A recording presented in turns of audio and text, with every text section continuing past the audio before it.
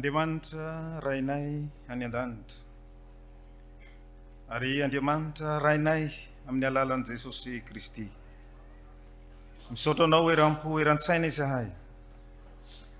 Satria na dia sarotra ny fiainana iainanay. Na dia sahirana izahay. Dia nentinao mitanila eto amin'ny fomba tsy takatry ny saina. Ka dia tonga manatrika ny isan-keritaon'ny toby lehibe Ankaramalaza faha 380 amin'ity taona 420 ity. Zava-dehibe izany. Ka dia isaoranay anao Andriamanitra. Misaotra ihany koa izahay noho ny nanomezanao anay ity toby lehibe ity, izay iantsoanao ny zanaky ny fifohazana avy amin'ny lafy valonosy, ary misy ihany koa ireo zanaky ny fifohazana avy any ivelany, ary tonga mihaona eto endriky ny fihaonana any an-danitra izany. Ary eto amin'ity toby ity no itezanao ny fiainam-panahinay amin'ny alalan'ny teninao. Ny teninao izay iasan'ny fanahy masina ary mampitombo ny fiainam-pahamasinana ao anatinay. Inganizahay rehefa tapitra ity fivoriana ity dia hiorona mafy hitombo hatrany amin'izany fiainam-pahamasinana izany. Raha misy toetra sy fomba tsy mifanaraka amin'ny sitramponao entinay manatrika izao fivoriana masina izao, niangatahana famelan-keloka avy aminao izany. Andreny teninao koa zahay amin'izao dia ny toroteny faha 120 dia sokafy ny fonay hay mandray izay tianao ambara aminay. Naranao Jesosy ny vavanay. Amen.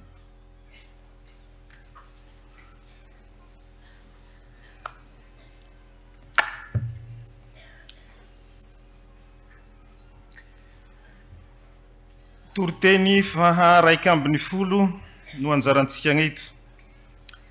Zany toroteny faha 120 izany dia nankinina ao amin'ny Tesaloniana voalohany, dia ny toko faha 5 dia vakina manomboka amin'ny 20 mijanona amin'ny 70. Tesaloniana voalohany toko faha 5 dia vakina manomboka amin'ny 20 mijanona amin'ny 70 mivaky toy izao amin'ny anaran'i Jesosy. Ary mangataka aminareo izahay rahalahy, mba hekenareo izay mikely aina eo aminareo, mitondra anareo amin'ny Tompo ary mananatra anareo, ary mba ho hajainareo indrindra amin'ny fitiavana izy noho ny asany mihavana tsara.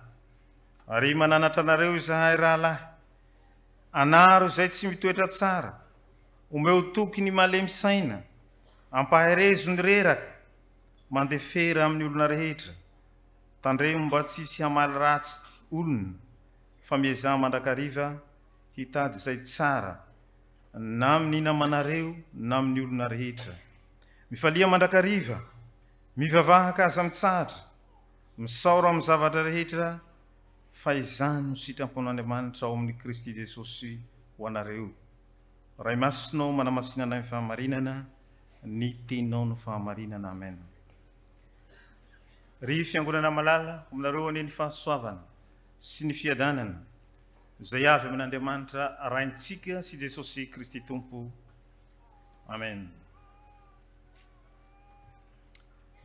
Toroteny faha 120 no anjarantsika amin'izao.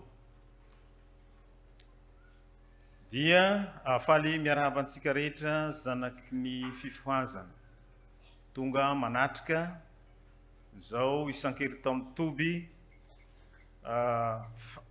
toby ny lava toby lehibe Ankaramalaza fahatelo amby valopolo.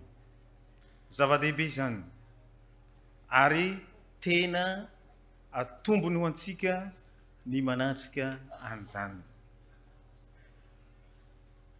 Ary misaotra manokana ny komity ny toby lehibe Ankaramalaza izay nanome anjaranay. Dia izao toriteny faha 1/10 izao. Zava-dehibe ho anay zany ary tena fifaliana ho anay ny manatanteraka izany. Makasitraka ny komity mpiandraikitra ny toby lehibe Ankaramalaza nanome ny anjara. Ny toriteny eto dia mahakasika ny fiangonana any Tesalonika. Ary ny toriteny rehetra, ny lahateny rehetra, ny fampianarana rehetra dia miompana amin'ilay lohahevitra lehibe hoe ko aza menatra ny ho vavolombelony ny tompontsika ianao. Zay no iompana ny toriteny, lahateny sy ny fampianarana. Eo amin'ny famarana ny Paoly ity epistily nosoratany ho an'ny Tesaloniana ity dia mitsodrano Paoly. Dia nitsodrano izay ataony Paoly dia zao: Andriamanitra ny hahamasina anareo ka ho tanteraka, harovana avokoa ny fanahinareo, ny ainareo, ny tenanareo, ary tsy hanantsiny amin'ny fiavian'i Jesosy Kristy Tompontsika. Zany hoe ny tiany Paoly ho lazaina ary efa nambara izany fa Andriamanitra raintsika dia masina, raha iriny hiarahamonina amintsika dia tsy maintsy manana fahamasinana. Ary zay no itsofany Paoly rano hoe Andriamanitry ny fiadanana ny hahamasina anareo. Ary zay no mahazava-dehibe ny fisian'ny toby lehibe Ankaramalaza. Ampianarana ny tenin'Andriamanitra tsisy kilema. Ary zay mandresy mankatoy izany dia mitombo amin'ny fahamasinana. Ary zay mitombo amin'ny fahamasinana no tsy menatra mijoro vavolombelony Jesosy Kristy. Ary saorana ny fiangonana Luterana Malagasy satria tian'i Jesosy. Tian'i Jesosy ny fiangonana Luterana Malagasy nomena an'ity toby ity. Ny fiangonana mampianatra ny fampianarana marina. Fa inona ny mampiavaka an'ity ary ny antony nanomezan'i Jesosy azy? Dia izao: eto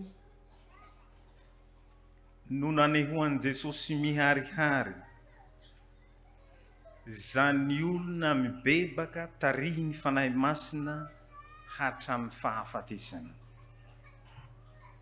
Dia ny ray aman-dreny ny lava volavana Germaine zany. Ny antony nanomezany antsika dia hoe ahoana izany olona tarihy ny fanahy masina mitombo amin'ny fiainam-pahamasinana sahy mijoro vavolombelona hatramin'ny farany. Nomeny antsika io ray aman-dreny io. Ary ny vata mangatsiakiny dia matory ato ambadika miandry ny fananganana azy amin'ny maty. Ary mbola hisy voninahitra lehibe ity toerana ity amin'ny hananganana io mpanompon'Andriamanitra io. Izay no tarihy ny fanahy masina, ny tombo amin'izany fiainam-pahamasinana izany ary miandry ny fanamasinana tena ny tanteraka amin'ny andro farany. Sika rehetra izay tonga eto de marina le fampianaran'ny ray aman-dreny sanatria tsy hivavaka aminy, tsy hivavaka amin'le toerana, fa hijery hoe ahoana zany olona tarihy ny fanahin'Andriamanitra izany, mino an Jesosy Kristy ary tarihy ny fanahin'Andriamanitra, tiany hiainantsika rehetra izany. Zay tonga eto dia tokony hitombo amin'izany fahamasinana izany amin'ny alalan'ny fitarihan'ny fanahy masina. Dia izay ny toriana amin'ny fiangonana ny finoanan'i Jesosy sy ny fitarihan'ny fanahy masina. Mifameno tsara izany satria Jesosy Kristy izay toriana dia tondroiny jaona mazava fa indro ny zanak'Andriamanitra manaisotra ny fahotany zao tontolo zao ary ampianarina ny fitarihan'ny fanahy masina. Io zany ilay zava-dehibe ary io ilay fahasahihana manome hery antsika hijoro vavolombelony Jesosy hatrany.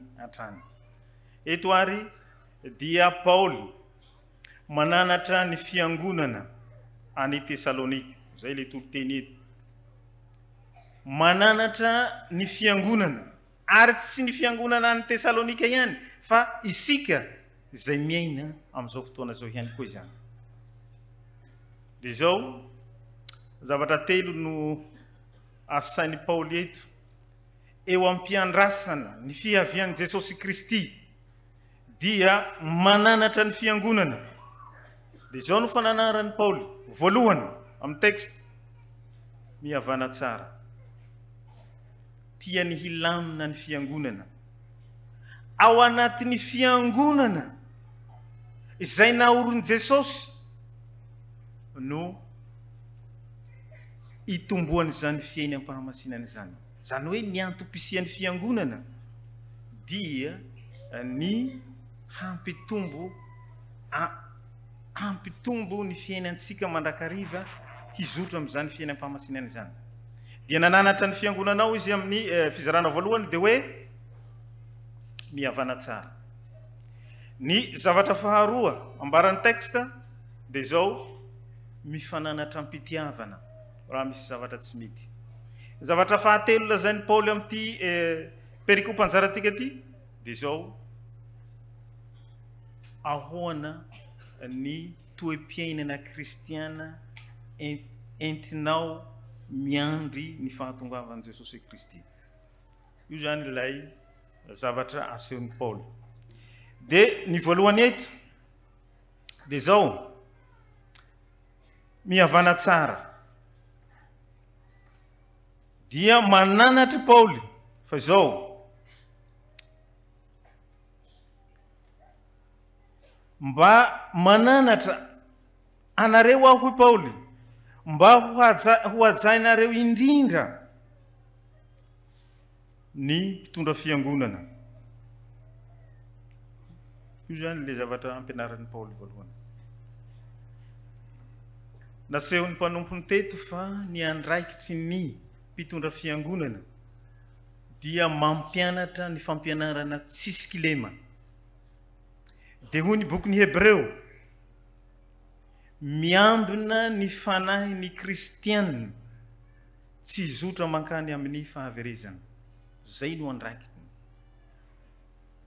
Ary zay no ilazany Paoly hoe hajaonareo indrindra ny mpitondra fiangonana. Satria misolo tena an Jesosy ilay mpiandry ondry lehibe ary mitana ny fampianarana tsisy kilema, mizaran'izany mitondra fiainana, dia hoy Paoly mendrika ho hajaina izany. Mendrika ho hajaina. Ary any amin'ny Timoty voalohany toko 5:7 dia hoy Paoly hajaina avy roa heny. Ary nijoro vavolombelona manko ny mpanompony teo hoe tsy maty antoka aho, tsy mahatsiaro manenina aho.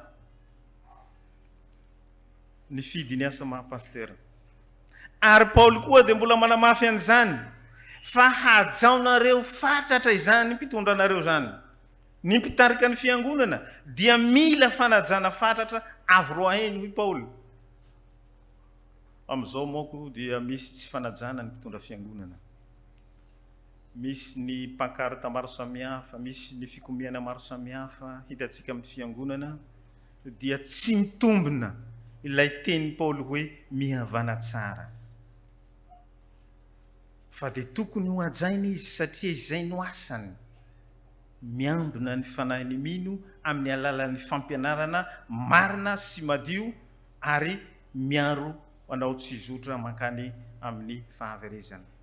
Zava-dehibe ny fisian'ny mpiasam-piangonana.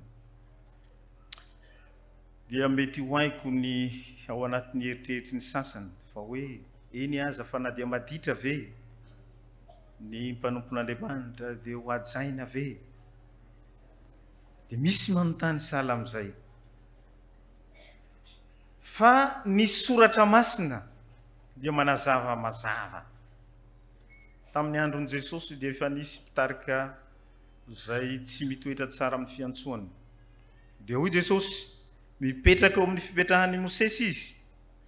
Dia ahoana hoy izy? Heno izay lazainy fa aza manaraka ny fanaony. Io no lazainy Jesosy. Tamin'ny andron'i Davida, natsangana ho mpanompon'Andriamanitra Saoly, tena mpanompon'Andriamanitra lehibe, fa niovany sainy mikasa hamono an'i Davida, ary niditra tao amin'ny zohy ny reny Davida, dia natory, dia hoy ny mpanaraka an'i Davida, tratranao izy io Davida, dia vonoy. Ahoana navaliny Davida? Hatako ahoana no haninjitanana amin'ilay vahosotr'Andriamanitra. Ny asarobidy ny mpanompon'Andriamanitra zany.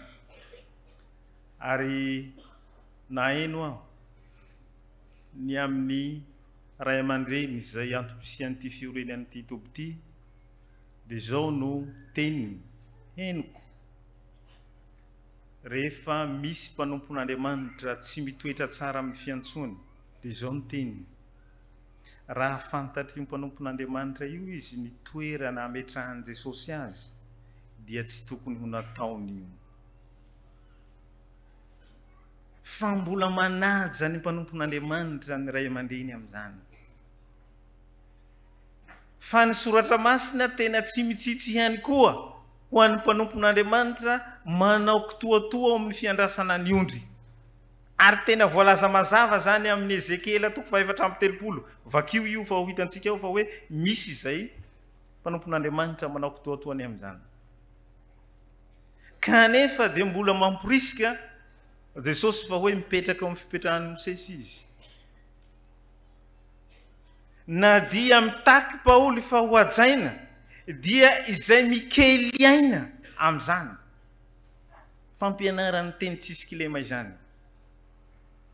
Fa ny mampieritreritra misy tantara ity fa tantara miverimberina eto, fa izao kosa milaza ny zava-misy ankehitriny, dia tsara ny amerenana azy. Mahakasika ny mpanompon'Andriamanitra zany. Izay takiany Paoly ho ajaina fatratra. Dia nisy mialatsiny moa fampiandry le lazaina. Misy mpiandry niasa tamin'ny ambanivohitra, dia nona, dia nisy mangahazon'olona teo akaikiny, dia nanongotra le mangahazon'olona, dia nahandro, rehefa masaka, dia nihinana, eo am-pihinanana, nisy olona nitondra marary avy hatrany, rampiandry azafady vavonjeo fa azony demonia ny zanakay, fampijery izy mivady. Satria ino mampijery azy? Le mangahazo mbola eo ambava. Dia nanao robe quand même, dia niasa, fa amin'ny asa izay nataony ireo io no haingana indrindra. Vao niteny hoe mivoaka amin'ny anaran'i Jesosy dia sitrana ny marary.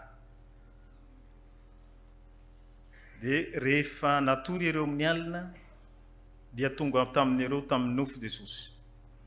Hoe ho anareo, no fidiko ho mpiandry ianareo, le miara-miasa aminareo aho fa raha tsy bebehanareo igny mangahazo igny dia resantsika manokana igny resaka manokana igny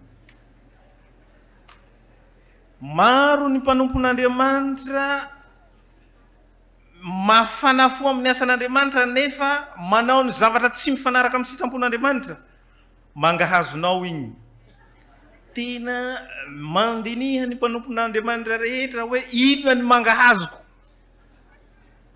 fa raha ianao tsy mibebaka dia mitombona lazany filazantsarany Matio fa tsy izay manao amiko hoe tompoko no hiditra amin'ny fanjakan'Andriamanitra hisy hilaza hoe naminany amin'ny anaranao aho nitory-teny amin'ny anaranao aho dia hoy izy tsy fantatro ianao navitaiza satria ny mahavafitaka antsika mpanompon'Andriamanitra mandroso ny asa zao mpitondra ny sinoda na dia misy zavatra tsy mety ao mandroso ny sinoda mandroso ny fitandremana mandroso ny filaovana fa izao raha tsy mibebaka aho dia tsy mahamenatra n'Andriamanitra ny manary ahy amin'ny helo na dia président sinoda aza fa aza milaza ho anao hoe mpiandry aho diakona aho dia automatique mandeha any amin'ny fiainana mandrakizay non fa izao mitombo amin'ny fiainam-pahamasinana mamporisika ny soratra masina ny amin'ny fanajana ny mpanompon'Andriamanitra fa mila mitandrina ihany koa ny mpanompon'Andriamanitra amin'ny asa izay nomena azy io ny fampianaran'ny Paoly amin'ny fizarana voalohany amin'ny toriteny anjarantsika ny faharoa dia mifananatra ny fananarana izay ataon'ny Paoly eto dia izao anaro ho izy izay tsy mitoetra tsara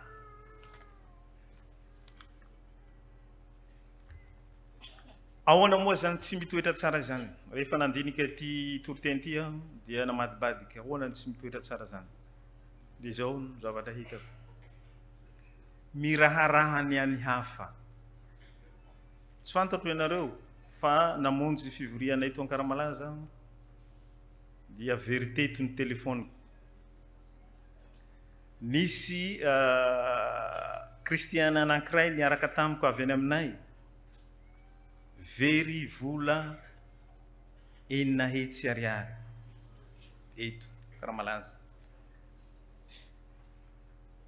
tsy vitsy amintsika io no efa very zavatra raha saiko manangatanana dia maro angamba satria izao misy tonga eto miraharahany any hafa fotsiny ny mijery ny poketranao ratsy fipetraka zay no taony io le asain'ny Paoly anaro mafy io mifananatra ny miraharahany any hafa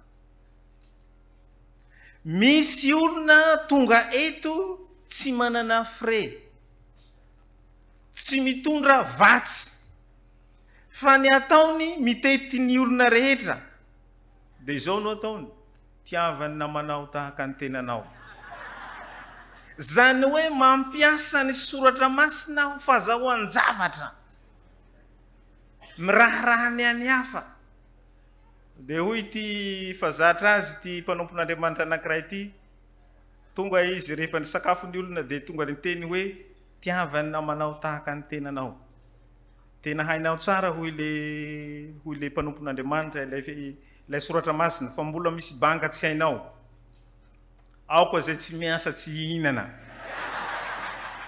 dia jereo tsara ny Virgina 10 dia lazainao ve le Virgina 10 hendry izay nangatahany hoe tsy ampy ho anao sy ho ahy ty fa mandehana mividiana any amin'ny mpivarotra dia lazainao tia tena ve le Virgina 10 fa nidokafany soratra masina fa ino izy hendry satria niomana ka mandeha eto ianao tsy mitondra sarandalana mandroso sy miverina tsy mitondra sakafo miraharahany any hafa mampiasa ny soratra masina dia ampianaro tsara izany olo zany hoy Paoly fa tsy mety fa ny tian'Andriamanitra hatao marina fa manana problème fitadiavana asa zany eto Madagasikara am'izao betsaka ny zanatsika nianatra fa tsy mahita inona, tsy mahita asa.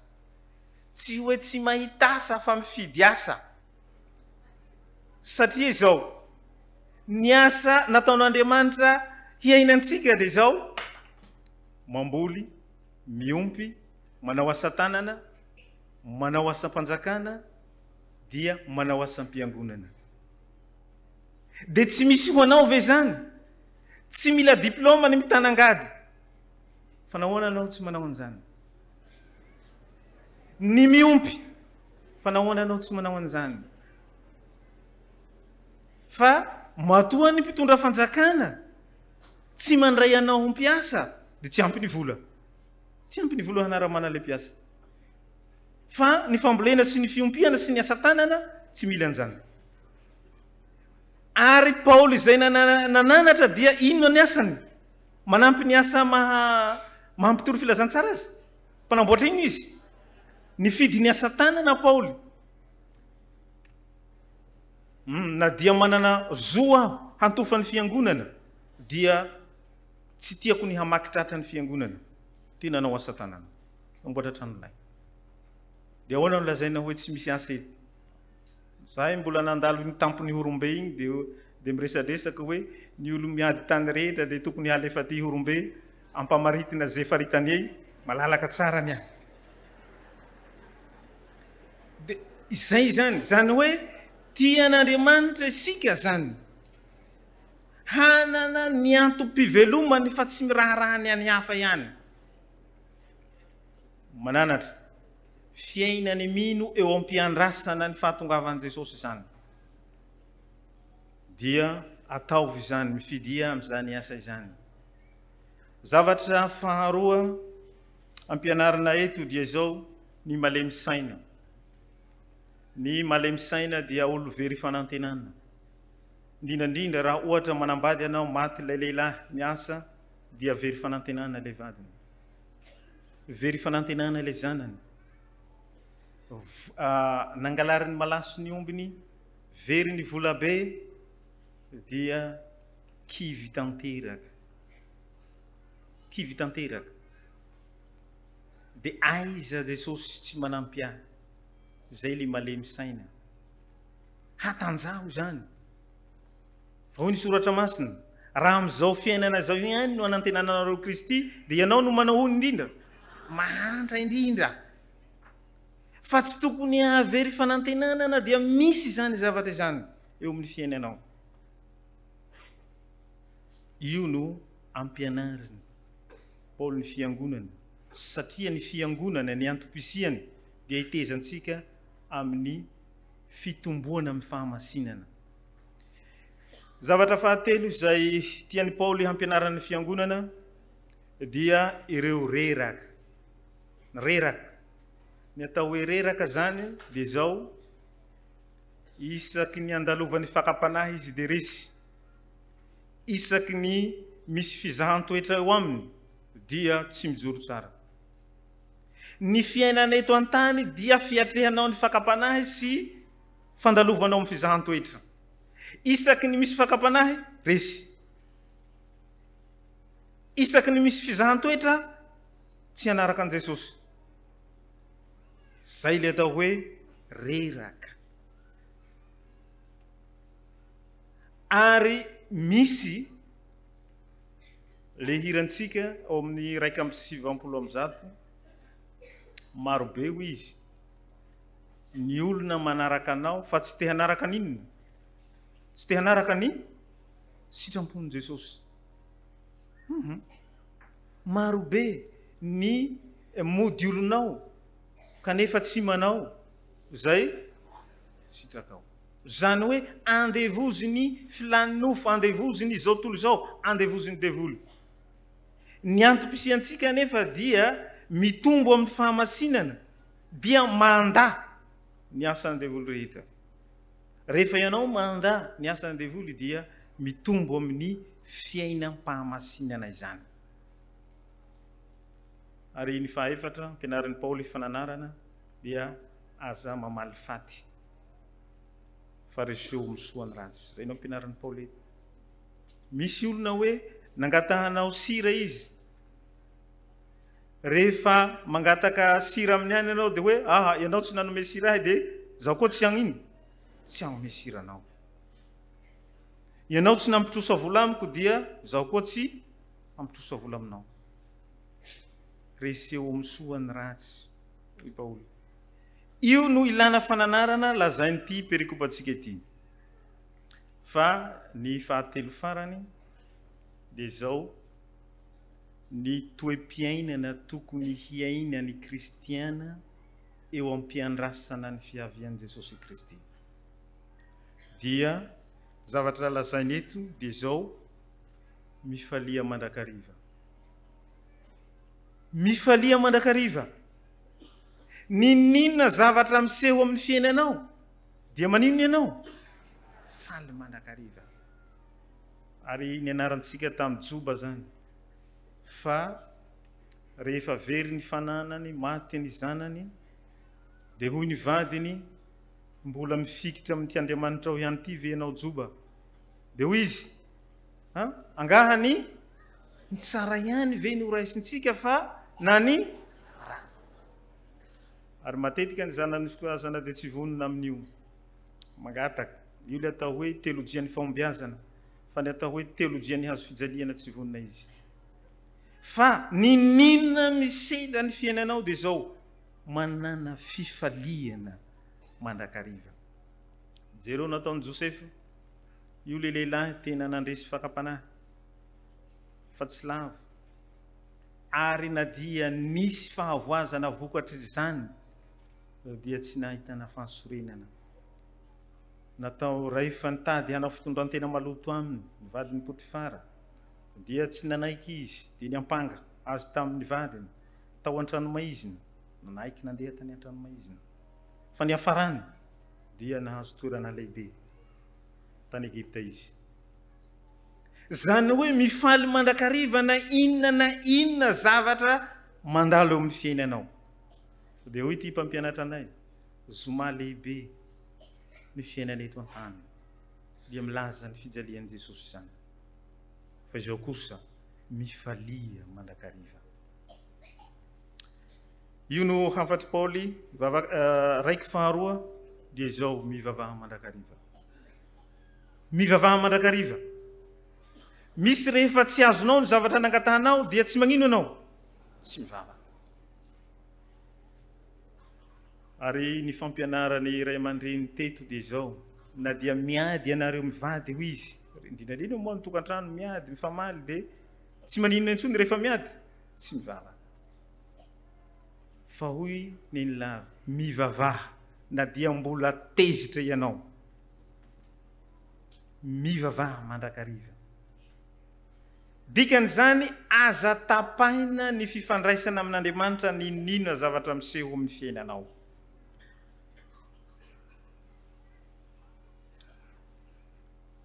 Zavatra fahatelo ampianarin'i Paoly dia izao misaora mandrakariva. Ninona zavatra miseho amin'ny fiainanao dia misaora mandrakariva.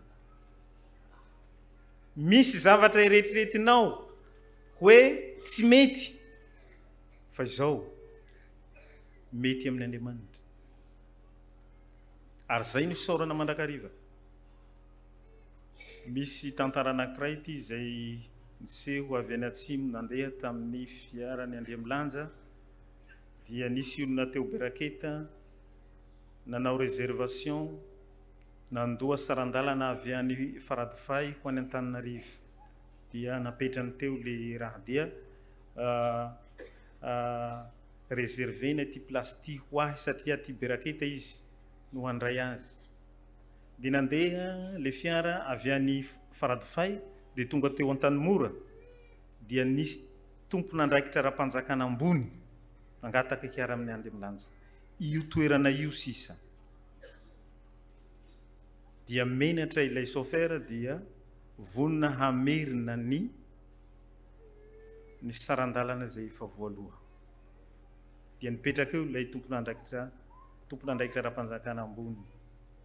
Dia tonga teo Beraketa dia nilaza ilay chauffeur mialatsiny izy fa veriko ny sarandalanao satria menatra aho. Tomany le olo, tezitra le olo. satria efa vonona efa nandoa sarandalana nefa naisorona ary na zaho aza teo dia tezitra kanefa hoy ny soratra masina manahoana ho izy aza tezitra fa maninona misaora mandrakariva fa rehefa nandeha le fiara dia accident ilay fiara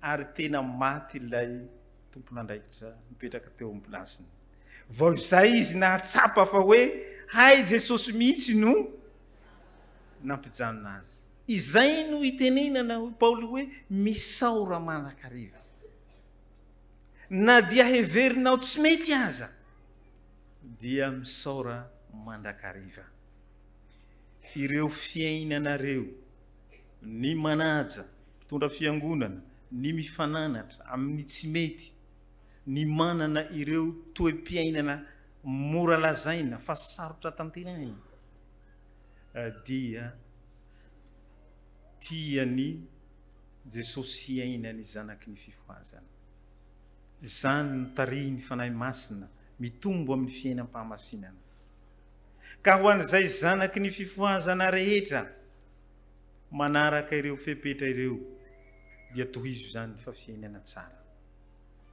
tsara ho an'ny zanaky ny fifoazana ny manaja ny mpitondra fiangonana ny mifananatra raha misy tsy mety ny manana io toe-po sarotra tanterahina ireo ho an'izay tsy mbola manana an'ireo